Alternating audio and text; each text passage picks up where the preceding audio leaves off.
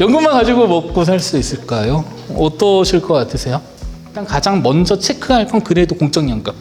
내가 지금 상태에서 공적연금을 제일 많이 받을 수 있는 방법은 뭐가 있을까가 먼저 연구가 되셔야 돼요. 왜냐하면 공적연금의 그래도 유일한 장점은 뭐냐면 물가만큼 계속 뭘 늘려줘요. 연금액을 늘려주잖아요. 그런 연금 있나요? 자, 연금 수령 시 절세 방법에 대해 궁금합니다. 절세는 그냥 딱 하나예요. 연금 수령 한도만 계산할 줄 알면 돼요. 어떻게 계산할까요? 계산해야 될까요? 아니면 들어가면 나올까요?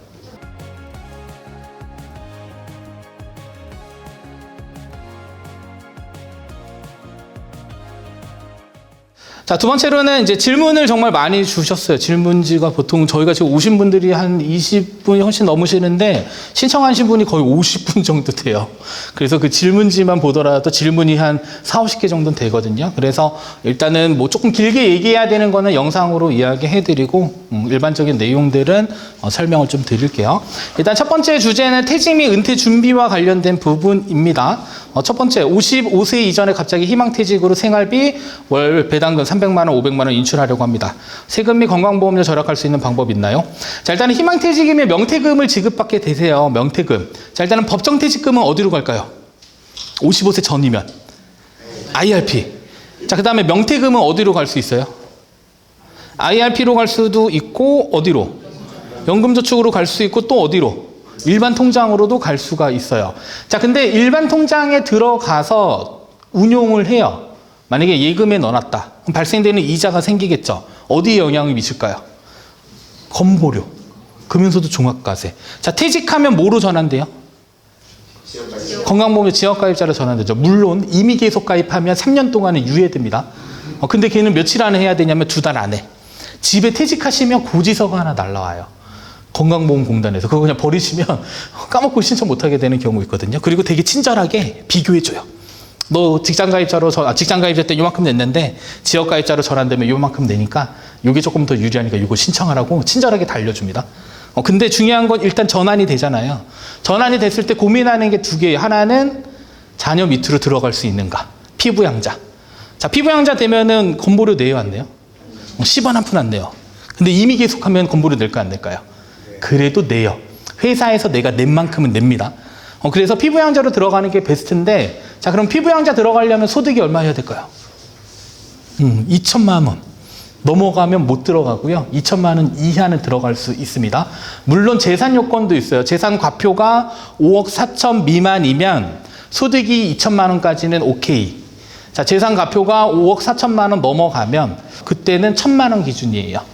그래서 조건들이 있기 때문에 살펴보셔야 되는데, 이 얘기를 왜 드리냐면, 일단 명예퇴직금은 내가 쓸 목적으로 일반 계좌로 데리고 왔다가 그리고 나서 운용했는데 다른 금융자산이랑 합쳐져서 얼마일까요? 건보료의 금융소득 과세 기준은 1,000만 원. 1,000만 원이 넘어가면 그래도 세금이 더 붙습니다. 그래서 건강보험료율이 7.09, 그 다음에 장기요양보험료율이 0.9 몇이에요. 그래서 실제 계산하면 8.01% 정도가 건보료로 추가로 나옵니다. 자, 그러면 은행에다 예금에서 세금 얼마 떼가요? 15.4 떼죠. 거기에 플러스로 건보료 한 8%대까지 하면 실제로 세금에 노출되면 23%. 그죠? 엄청난 거예요. 그 1,000만 원의 이익이 23%가 세금인 거예요. 그죠? 그래서 일단은 고민이 된다 이러면 어디로 데리고 온다? 연금저축 쪽으로 데리고 오는 게 맞고요. 55세 전에 IRP로 가면 무슨 일 생길까요? 돈을 못 빼요. 보통 어떻게 나누시냐면 보통 법정퇴직금은 나중에 그냥 노후자산으로 쓴다고 묶어두세요. 픽스로 두시고, 그 다음에 명예퇴직금은 쓸 목적에 따라서 다 분산시켜 버리거든요. 근데 어떤 분은 일반 계좌랑 연금저축으로 나눠놓은 분도 계시고, 만약에 그냥 난 쓸 목적이 있다라고 하면 연금저축에 잠깐 뒀다가 필요하면은 빼면 돼요. 빼면 세금이 붙는다 안 붙는다? 붙기는 합니다. 다만 IRP는 중도 인출하려면 사유가 있어야 되는데, 연금저축은 퇴직금이 들어가도 빼는 데는 아무런 지장이 없어요. 그냥 세금만 내시면 되니까 그렇게 활용을 하셔야 돼요. 그래서 최소한 일반 계좌에서 노출되는 건 피하셔야 되고, 배당금 월 300만 원에서 500만 원 받으면 연간 얼마예요? 3,600에서 6,000 사이잖아요. 그죠? 자, 그러면 일반 계좌에서 이 정도 받으면 무슨 일 생긴다? 세금이 상당히 많이 늘어날 수는 있습니다. 다만 다른 소득이 없으면 금융소득 종합과세에 세금보다 많을까요, 적을까요? 다른 소득 없으면 생각보다 금융소득 종합과세가 걸리더라도 세금 부담은 전혀 없어요. 왜냐하면 어차피 초과분에 대한 것만 기본적으로 이제 소득세율이 적용되는데 어차피 다른 소득이 없다 보니까 초과되더라도 세율 구간을 막 24% 이상 넘어가진 않거든요. 그래서 세율 부담이 그렇게 없는데 중요한 건 건보료가 조금 문제인 부분들이 있어서 그래서 이렇게 많이 인출을 하시다라고 가정했을 때는 그래도 어디 쪽에다 연금저축 쪽에다가 운용하면서 배당금만큼 나온 거 뺀다라고 가정하면 뭐가 나가요? 퇴직금이 나가게 되거든요. 퇴직금에 대한 거는 그냥 퇴직소득세를 내야 되고 다만 연금 개시 안 했기 때문에 감면은 될까요? 안 될까요? 우리가 보통 연금 계좌에서 인출하면 세금 줄여줘요 이러잖아요. 그거는 연금을 개시하고 나서예요. 연금 개시 안 하고 돈 빼면 그냥 퇴직소득세 100% 뗍니다. 그것만 참고로 알고 계시면 되겠습니다. 그래서 일반 통장으로 갔을 때 가장 취약한 게 건보료. 그리고 다른 소득 없으면 금융소득 종합과세는 괜찮아요. 근데 다른 소득이 있다 이러면 그때는 생각보다 세금 부담이 좀 늘어날 수 있다. 이거 알고 계시면 괜찮습니다. 자, 두 번째 55세 퇴직 후 연금 수령 전략. 자, 일단은 전략이 많은 건 아니에요. 돈을 어떻게 뺀다? 1년치를 한꺼번에 그냥 싹 가지고 있는 거, 이런 방법들도 있고요. 운용하는 거는 너무 방법이 많아서 나중에 영상으로 설명드리는데, 대체적으로 인출을 하고자 하시는 분들이 제일 궁금해하는 게 하나 있어요. 뭐냐면 내가 얼마를 빼는 게 적당하냐예요. 자, 그러면 그 적당하다의 기준은 어디랑 연동이 될까요? 생활비랑 연동이 돼요. 근데 제가 생활비를 알 수는 없잖아요. 그죠? 그러니까 가장 중요한 거는 내가 실질적으로 우리 집 안에서 회사 다닐 때는 어떠세요? 저축금액 나머지를 다 쓴다라고 가정을 하면 퇴직하고 나면 저축금액이 생길까요? 안 생기겠죠. 근데도 하고 계신 분들이 있는데 일단은 저축은 없다라고 가정하고 그러면 나머지 차액이 결국에는 내가 퇴직 직전에 뭐가 되냐면 쓰는 돈이 되거든요. 그러면 그만큼의 자금을 가지고 인출할 건지 여부를 먼저 결정을 하셔야 돼요. 근데 회사 다닐 때보다 상대적으로 덜 빼게 되겠죠. 왜냐하면 거의 퇴직 직전에 연봉 수준이 가장 높거든요. 근데 그만큼의 저축금액 뺀 나머지를 연금으로 인출한다는 건 결국에는 생각보다 많은 금액들을 한꺼번에 빼겠다라는 거기 때문에 일단은 적정선에서의 인출 금액을 설정하셔야 되고 두 번째 신경 쓸 건 뭐냐면 세금적인 거.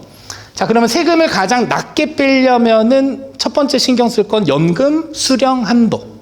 그죠? 근데 퇴직금은 연금 수령 한도가 넉넉할까요? 적을까요? 넉넉해요. 왜냐하면 일단 목돈이기도 하고 그리고 걔는 연간 1,500만 원 신경 안 써도 돼요. 연금소득세 과세. 근데 연금저축에서 돈 빠질 때는 그때는 1,500만 원 신경 써야 되니까 그래서 세금이 그냥 제일 낮게 설정됐었을 때 내가 얼마를 인출할 수 있는지를 계산하셔서 필요한 생활비랑 그 다음에 세금 적게 때는 인출이랑 비교해서 넘어가면은 이제 세금은 어쩔 수 없이 내야 되는 거고 낮게 인출해도 전혀 문제 없다라고 하면 생각보다 낮게 인출을 하시면 돼요. 자, 그리고 나서 시간이 지나면 뭐가 나올까요? 공적연금이 나오죠. 공적연금. 그러니까 공적연금이 나오기 이전까지의 연금 인출이랑 공적연금 나오고 나서의 연금 인출 금액은 조금 차이를 두셔야 됩니다. 그래서 연금 인출 전까지 이제 경제활동을 추가적으로 할 거냐 하지 않을 거냐 결정하셔야 되고 내가 추가적으로 전혀 경제활동 할 생각이 없다라고 하면 그때까지는 버티셔야 돼요. 그리고 나서 국민연금이 들어오거나 아니면 다른 공적연금이 발생이 되면 그만큼의 자금은 기본적으로 뺐던 사적연금에서 줄이셔야 돼요. 그리고 나서 미래로 보내야지 훨씬 더 길게 수령할 수 있다는 것들을 조금 알고 계실 필요가 있을 것 같습니다. 근데 대부분 이제 목적자금으로 쓰시려고 하시더라고요. 1번 대출, 2번 자녀가 아직 독립 안 했다. 그러면 자녀 지원 자금이 대체적으로 퇴직금으로 많이 나가더라고요. 근데 그런 것들도 조금 결정하셔가지고 일정 금액은 써야 되면 어쩔 수 없는 거잖아요. 소비 목적으로 조금 두시고 나머지 이제 조금 내가 노후 자산으로 쓸 수 있는 것들은 조금 차곡차곡 넣어두시면 되고 그리고 가장 위험한 발상이 하나 있어요. 일단 대출이 얼마 안 남은 상태. 두 번째로는 퇴직금이 목돈이야. 가끔 이런 고민들 하십니다. 운용을 잘해서 이익이 나는 걸 가지고 대출을 상환하면 되지 않나. 근데 그거를 대체할 수 있는 게 월배당 ETF가 나온 거예요. 차라리 몇억 원을 가지고 월배당 ETF로 막 12% 받으면 매년 상당히 많은 현금 흐름이 생기잖아요. 뭐보다 싸요? 대출 금리보다 싸단 말이에요. 그럼 그 차익을 생각한단 말이에요. 근데 생각보다 위험할 수는 있어요. 왜냐하면 오를 때는 베스트인데 떨어지면 어떻게 돼요? 같이 이제 나락으로 가는 거기 때문에 그런 발상들은 조금 안 하시는 게 좀 좋다. 실제로 그런 고민을 하시는 분들이 있어요. 그냥 운용 잘 해서 대출 상환하면 되지. 뭐 굳이 얼마 안 남은 거 뭐 내가 지금 목돈 가지고 상환할 필요 있나? 충분히 한번 해볼 수 있는 고민들이라서. 그래서 월배당 ETF를 잘못 사용하면 그렇게 생각하시는 분들 있어요. 이러면 은행의 대출 금리는 한 4%인데 월배당 12% 주면 대출 받아서 월배당 받는 게 유리하지. 이런 쪽으로 맞을 수는 있지만 그건 올랐을 때 얘기고 떨어졌을 때는 전혀 다른 이야기가 될 수 있다. 자, 그다음에 만 52세 보유현금 2억 원 노후 준비. 요거는 나중에 그냥 영상 주제로 좀 만들게요. 케이스가 너무 많아서 지금 당장 설명드리기에는 너무 조금 복합적이고요. 자, 그 다음에 내 돈 최소화로 연금 세팅하는 법 배우고 싶습니다. 자, 일단은 제가 그 책에 쓴 내용 중에 뭐가 있냐면 그냥 1억 원으로 100만 원 받자로 써놨거든요. 그러면 연 배당률이 12%인데 그 전제가 있어요. 그 앞단에 뭐였냐면 은행이랑 보험사에서 연금 개시해서 수령하는 금액이랑 그냥 연 12% 배당 주는 커버드 콜이랑 뭐가 이기냐면 연 12% 배당 주는 커버드 콜이 이겨요.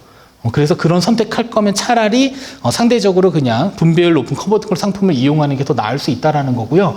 만약에 이제 커버드콜의 개념을 알았다라고 하면 아까처럼 포트폴리오를 조금 구성해서 일부는 좀 성장에 태우고 일부는 현금 흐름 창출하고 일부는 안전하게 두셔야 됩니다. 왜냐하면 시장이 어떻게 될지 몰라요. 아까도 시뮬레이션 돌린 거 보면 마이너스 40%가 1년 중에도 날 수 있다라니까요. 실질적으로. 근데 그게 하필 내가 은퇴했을 때야. 최악이죠. 나 딱 1년차 딱 됐는데 갑자기 시장이 폭락한대. 얼마나 두려워요. 그죠? 그러면 진짜 망연자실 한다니까. 그냥 은행에 가만히 넣어둘 걸. 괜히 여기 와서 수업 들어가지고 S&P 500에 넣으면 10년 동안 연평균 10%라던데. 근데 그 충격은 사실 진짜 이루 말할 수 없을 거기 때문에 항상 좀 보수적으로 생각을 좀 해주실 필요가 있습니다. 물론 나는 이제 이렇게 강인한 심장을 가졌기 때문에, 에이, 그 정도는 뭐 굳건하지! 절대 그럴 리가 없습니다. 그렇죠? 그래서 조금 보수적으로 운영하시면서 시장이 항상 좋다라는 것보다는 위험할 수 있다라는 거. 그리고 자산 배분을 하는 거는 수익 극대화가 절대적으로 아니에요. 그냥 리스크를 약간 어느 정도 좀 예방하기 위한 차원에서 자산 배분을 하는 거니까 조금 습관을 조금 잘 두실 필요는 좀 있습니다. 자, 그리고 연금만 가지고 먹고 살 수 있을까요? 어떠실 것 같으세요? 좀 이상적인 분들이 좀 계셨어요. 근데 이상적이라고 얘기할 수 있는 게 뭐냐면 공적연금에서 일단 수령 금액이 많은 분들. 그러니까 한 분은 이제 사학연금 한 350만 원 받으시고 본인도 국민연금에서 거의 한 200 가까이. 자, 그러면 일단 연금소득만 얼마예요? 공적연금만 550. 근데 이미 나이가 국민연금 수령할 나이가 되셨어요. 그리고 아직도 일을 하고 계세요. 그죠? 근데 그분들의 솔루션은 쓸 계획이 필요하다. 그리고 퇴직금도 많아요. 그리고 현금 보유도 많아요. 그러니까 그게 이상적인 거야. 그죠? 근데 그 이상적인 거에 뭐가 있냐면 공적연금이 일단 받쳐주는 게 있잖아요. 그게 이제 무시를 못 하겠더라고요. 그래서 공적연금이 좀 탄탄하면 대체적으로 이 퇴직금 수준도 높고요. 그다음 그것도 좀 활용하게 되면 그분들은 그냥 예금에 운용하셔도 충분해요. 그리고 좀 여유 자금들이 있어서 그때는 이제 소비 계획이 좀 필요한 거고요. 만약에 내가 이제 공적연금에 대한 부분이 조금 이렇게 협소하다라고 하면 일단 가장 먼저 체크할 건 그래도 공적연금. 내가 지금 상태에서 공적연금을 제일 많이 받을 수 있는 방법은 뭐가 있을까가 먼저 연구가 되셔야 돼요. 왜냐하면 공적연금의 그래도 유일한 장점은 뭐냐면 물가만큼 계속 뭘 늘려줘요. 연금액을 늘려주잖아요. 그런 연금 있나요? 증액은 내가 만드는 거지. 그죠? 증액으로 지급하는 건 내가 스스로 만들어내는 거지. 내가 가만히 있는데 주는 건 없거든요. 현실적으로. 그래서 일단은 공적연금부터 일단 점검할 수 있는 거는 반환일시금을 옛날에 받은 적이 있는가. 예전에 이제 IMF 요때 받으신 분들이 종종 있더라고요. 반환하면 가입 기간이 확 늘어납니다. 두 번째로는 추후 납부할 수 있는 게 있나. 조회해 보시면 돼요.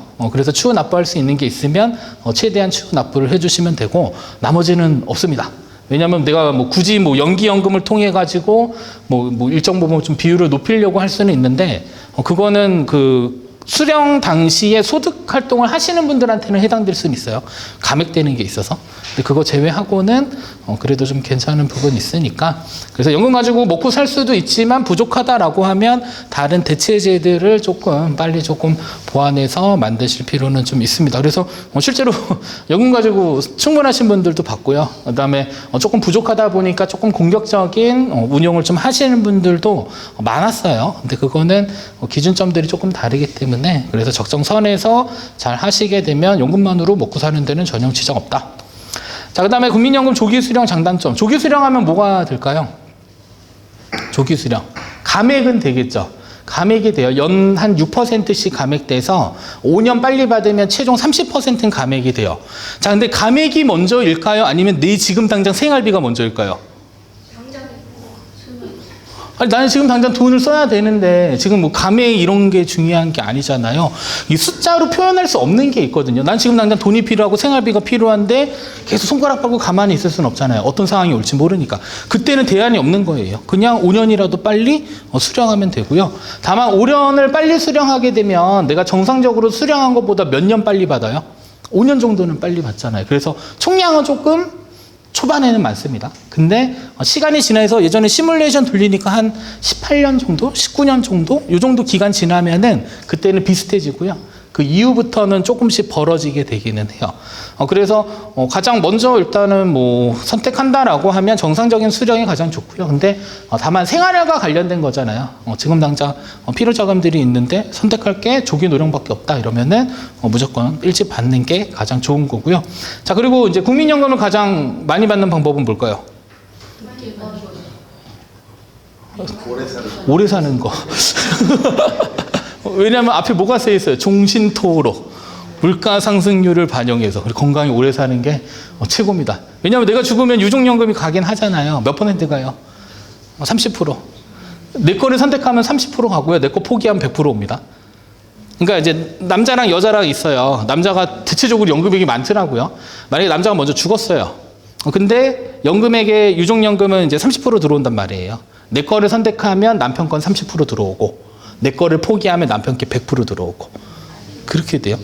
그렇기 때문에 근데 중요한 건 뭐예요? 일단 오래 살면 둘 다 같이 많이 받는다.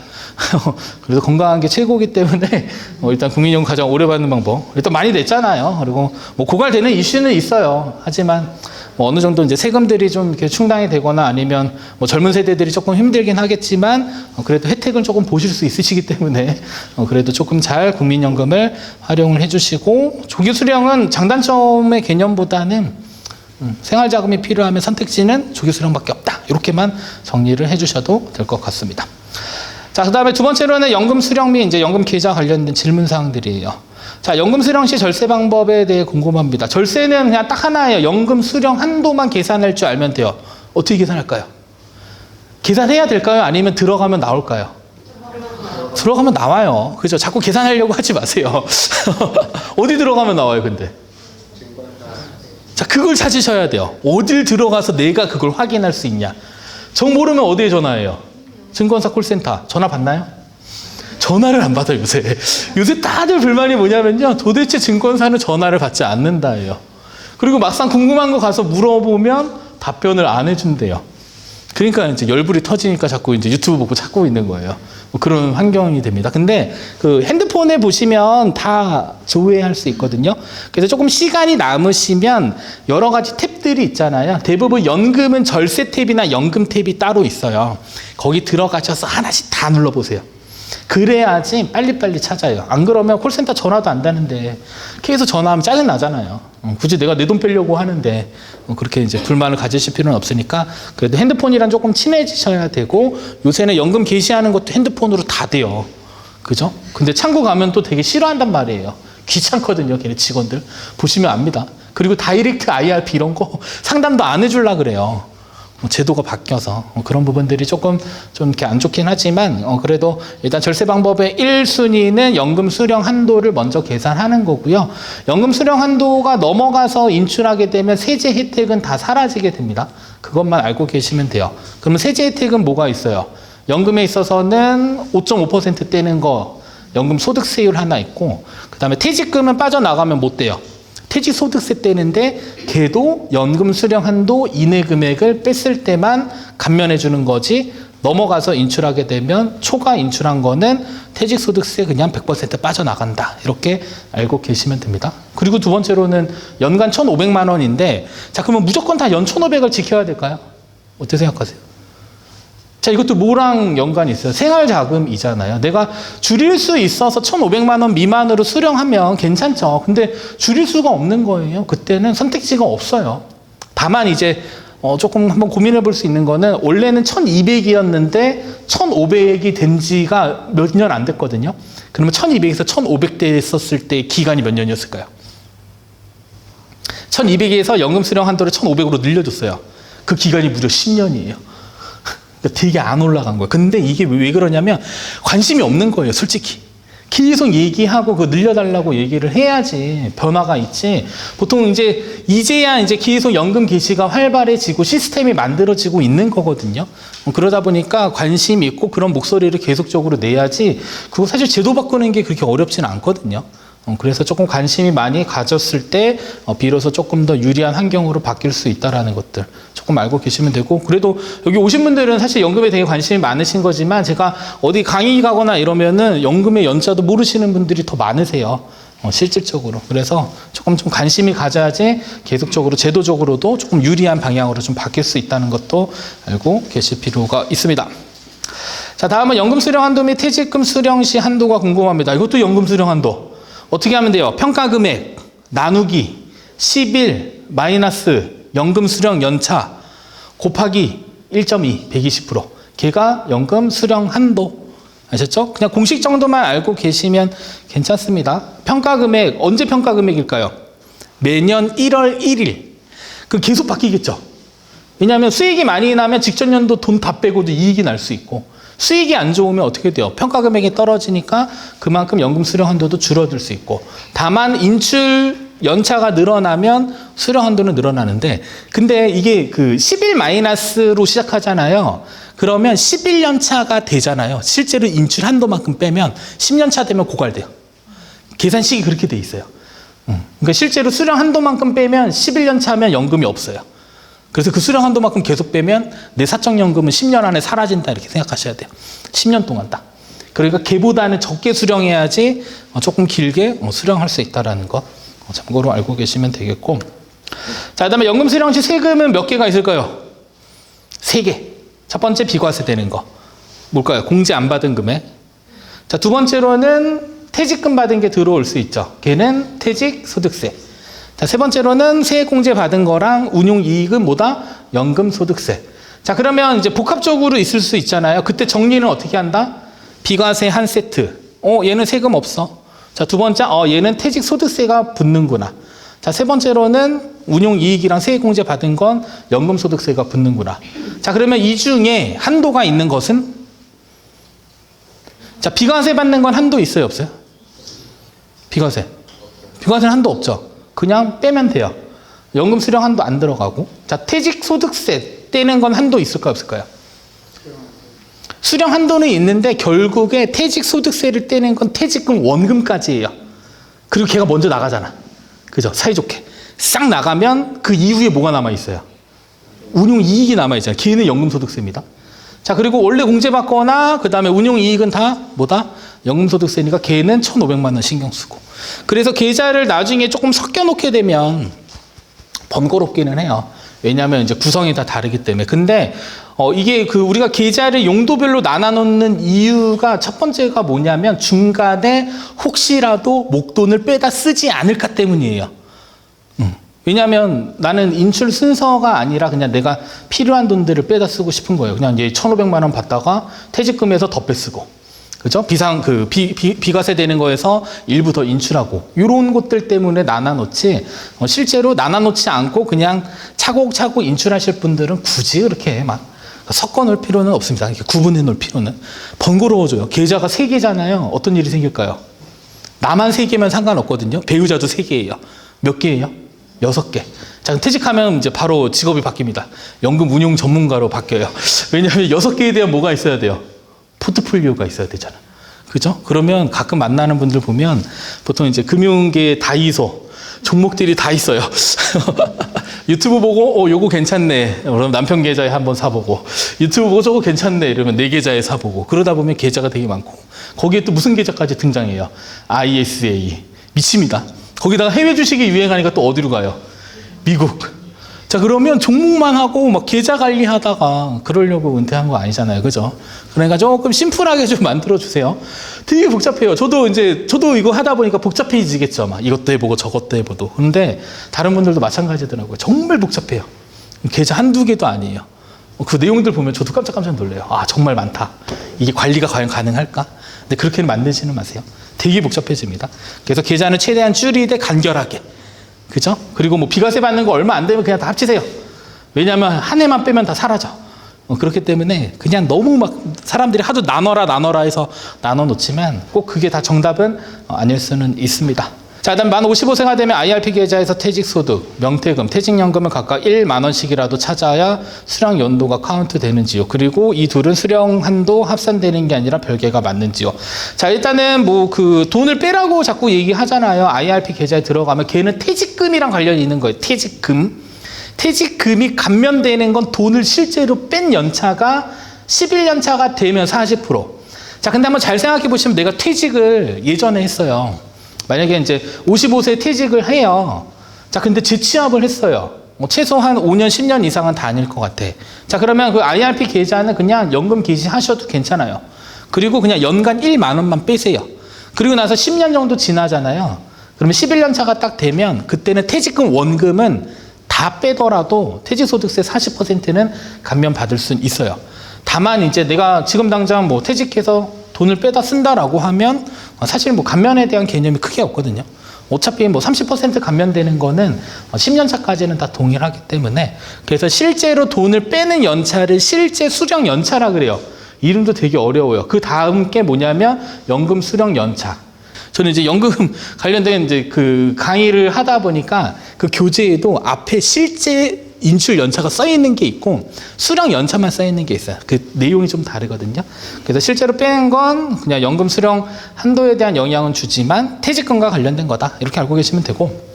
자, 그 다음에 이제 명퇴금이랑 법정 퇴직금 나눠 놓으면 연금 수령 한도는 각각이에요. 계좌별로 각각. A 계좌의 연금 수령 한도, B 계좌의 연금 수령 한도, C 계좌의 연금 수령 한도가 있어요. 자, 근데 얘네들끼리 합쳐지는 게 있어. 합쳐지는 거. 합쳐지는 건 뭐가 합쳐질까요? 자, 비과세 받는 거는 안 합쳐지겠죠. 자, 퇴직금 받는 건 합쳐질까요? 퇴직금 들어있는 거. 안 합쳐져요. 걔도 그냥 개별. 자, 근데 세액공제 받은 거랑 운용이익이 나가는 때에는 합쳐져요. 그 합쳐진다라는 거는 각각의 개별 수령 한도는 있지만 결국에 돈을 빼면 뭐 신경 쓴다? 연간 1,500만 원이 신경을 쓰여야 된다. 만약에 그 이상 초과하게 되면 종합소득세가 과세될 수 있다. 그런 건 알고 계시면 되고. 그 다음에 종합과세 되면 무조건 세금 많이 낼까요? 생각보다 그렇게 많이 내진 않아요. 시뮬레이션 돌려보면. 그러면 분리과세 선택하는 게 유리할까요? 자, 분리과세가 유리하거나 이 개념은 되게 쉽게 얘기해드리면 분리과세 되면 16.5%의 세금을 뗍니다. 자, 근데 합산을 했는데 소득 구간은 15, 24거든요. 6%, 15%, 24%, 35%, 뭐 38, 40, 42, 45 막 이렇게 돼요. 근데 내가 만약에 합쳐졌는데 소득 구간이 25% 구간이다. 그때는 분리과세가 유리해요. 그냥 단순하게. 그러니까 그 얘기는 다른 소득이 이미 있다예요. 그죠? 그때는 분리과세 유리하고 다른 소득이 없는 상태에서는 종합과세 하면은 나중에 뭐가 생기냐면 환급액이 그래도 생길 수는 있어요. 그리고 어떤 분은 뭐 급여소득이 조금 있고 금융소득 종합과세에 걸렸는데 실제로 5월 달에 세금 신고하니까 대려 환급액이 나오기도 해요. 그래서 무조건 다 종합과세 된다고 세금이 늘어나는 거 아니야, 이건 아니에요. 종합과세가 익숙하지 않으셔서 그래요. 왠지 합쳐지면은 세금이 늘어나겠지 하는데 과표의 움직임이 없잖아요. 그러면 세금은 거의 변화는 없고 대려 환급액들이 조금 생길 수 있다. 이것도 알고 계시면 괜찮습니다. 자, 다섯 번째가 이제 사학연금 대상자가 65세 이전까지 다른 근로를 통해 10년간 국민연금 납입했다면 두 가지를 모두 받을 수 있는지요. 가능할 경우 다른 제약 조건 없는지도 궁금합니다. 자, 일단은 공적연금은 연계제도라는 게 있어요. 내가 근로생활을 만약에 6년 정도 해요. 근데 국민연금 몇 년 해야 될까요? 10년이잖아요. 그리고 나서 공무원 취업을 해요. 그래서 공무원 취업해가지고 만약에 한 5년 정도 다녔어. 그러면은 공무원 연금도 최소 10년이거든요. 그러면은 국민연금도 10년 못 채웠고, 그 다음에 공무원도 10년 못 채웠잖아요. 그럼 연금이 나갈까요, 안 나갈까요? 이론적으로는. 안 나가는 게 맞죠. 근데 연계제도가 있어요. 연계는 각각 기관에서 재직한 기간을 합산해요. 국민연금 6년, 공무원 5년 하면 토탈 몇 년이에요? 11년. 자, 과거에는 20년이었는데 10년으로 바뀌었어요. 그래서 토탈 합산해서 10년만 초과되면 각각 기관에서 연금을 지급을 해줍니다. 그래서 공적연금은 연계제도가 있다는 거 알고 계시면 되고, 그 합산된 기간이 10년이에요. 그래서 여기는 일단은 뭐 근로를 통해서 10년간 국민연금 납입하셨으면 국민연금 수급 조건은 되는 거고, 자, 그 다음에 사학연금을 또 지급받으시게 되면 각각 기관에서 연금이 지급된다라고 보시면 돼요. 어차피 요 사례의 경우는 사실은 뭐 연계에 대한 개념이 없어요. 그냥 뭐 국민연금은 10년 넘었으니까 거기서 나가는 거고. 근데 예를 들어 국민연금은 9년인데 공무원은 11년이다라고 하면 토탈 20년이잖아요. 근데 그것도 각각 기관에서 9년치에 대한 연금 수령 가능하고, 그 다음에 나머지 연금 원래 받아야 될 것들도 받을 수 있고, 그런 것도 알고 계시면 돼요. 그래서 공적연금은 연계제도가 있다. 그게 과거에는 20년이어서 좀 허들이 높았는데 한 몇 년 전에 10년으로 바뀌었어요. 그래서 그런 것들도 알고 계셔도 나쁘진 않습니다. 자, 그 다음에 우체국 연금보험 납입 완료된 것도 IRP 이전 될까요, 안 될까요? 자, 연금보험인지 연금저축보험인지에 따라 다릅니다. 이게 우리가 그 비과세 연금을 연금보험이라는 이름을 써요. 근데 연금저축보험은 비과세일까요? 자, 연금저축신탁, 연금저축보험, 연금저축펀드라고 쓰죠. 가운데 뭐가 있어요? 저축. 걔네들은 뭐냐면 세제적격연금. 세제적격연금은 뭐다? 세공제 해주는 거. 걔네 앞에는 다 뭐가 붙어 있다? 저축. 자, 근데 우체국 연금보험이면 저축이 없죠. 걔는 뭐다? 비과세. 상품 분류를 그렇게 해요.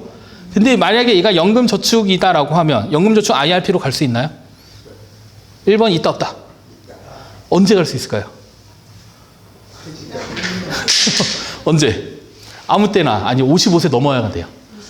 네. 그러니까 IRP랑 연금저축끼리 왔다 갔다 하는 건 몇 살 이후냐면 55세 이후 연금 수령 조건을 다 충족했을 때만 가능합니다. 그 전에는 안 돼요. 물론 IRP, 연금저축, 연금저축은 되지만 연금저축과 IRP 계좌 간의 이동은 만 55세 넘어야 되고, 그 조건이 그냥 연금 수령 조건을 충족했느냐거든요. 알고 계시면 되고, 만약에 얘가 비과세다라고 하면 이전 불가능합니다. 비과세면 우체국 연금보험이 비과세 상품이다. 이전 당연히 안 되고요. 연금저축이다 하더라도 55세 이전에는 옮길 수 없다.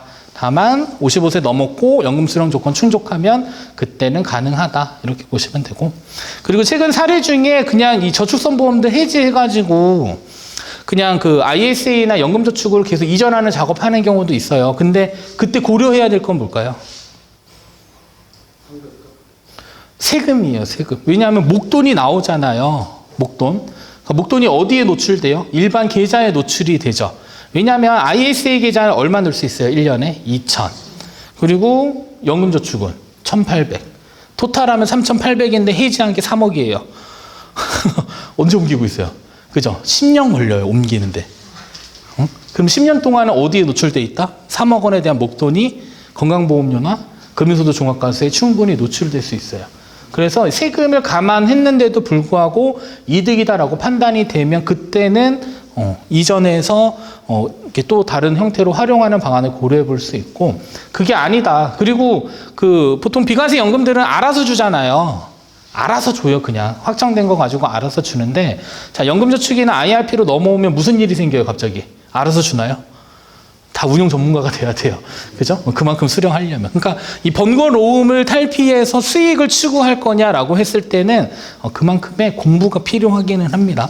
그래서 무턱대고 뭐 좋다 이런 것들이 아니라 내가 편리성을 포기하면서까지 이런 것들을 옮겼을 때 가치가 있는가, 그리고 내가 해낼 수 있는가가 먼저 선행이 되고 나서 의사결정을 하셔야지, 계속 영상 보면 연 12% 배당 준대. 그럼 나도 받고 싶잖아. 그죠? 3억 원에 12%면 얼마예요? 한 달에 300만 원인데. 근데 내 거 연금 받더니 50만 원 준대. 당연히 혹하죠. 근데 그만큼의 세금은 다 붙고, 그런 거 감안해서 내가 할 수 있는지 여부는 확인하고 천천히 하셔야 돼요. 무턱대고 할 필요는 없다라는 거. 그래서 비과세는 이제 이전 안 되고, 연금 저축이면 55세 넘어가면 그래도 해볼 수는 있다. 알고 계시면 됩니다. 자, 그다음에 일반 IRP와 퇴직 IRP 차이가 있을까요, 없을까요? 그냥 원래는 IRP예요. 원래는 IRP인데 용도를 나눠놨고 예전에는 계정 분리가 안 됐었어요. 지금은 계정 분리가 됩니다. 그러니까 하나의 회사에 하나의 IRP만 됐었거든요. 그때는 뭐 일반이든 퇴직금이 들어오든 관계 없었는데 지금은 용도가 나눠졌어요. 그냥 퇴직금 이전용, 퇴직 IRP. 내가 내서 세액공제 받는 걸 뭐라 그런다? 개인 IRP. 이렇게 그냥 이름을 우리가 임의로 붙여버려서 쓰는 거예요.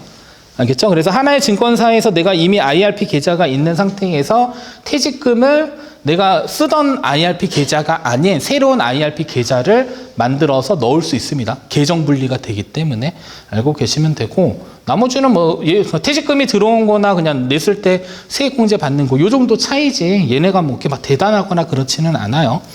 그래서 일반 IRP는 납입 단계에서 세액공제 해주고, 그렇죠? 그다음 퇴직금이 들어온 거는 퇴직금이 입금된 IRP다. 요 정도만 생각하시면 됩니다. 별다른 차이는 없다. 자, 그다음에 ISA 계좌 가입했는데 금융소득 종합과세 되면 안 되는 게 하나 있어요. 일단 가입 중에 금융소득 종합과세가 되면 안 되는 게 뭐가 있을까요? 만기 연장이 안 돼요. 만기 연장. 그럼 난 만기가 죽을 때까지인데 라고 하면 괜찮겠죠? 몇 년 동안은 괜찮아요? 최소 3년. 왜냐하면 ISA 계좌 신규 가입을 막는 게 하나예요. 직전 3년 동안 금융소득 종합과세였는지를 물어봐요.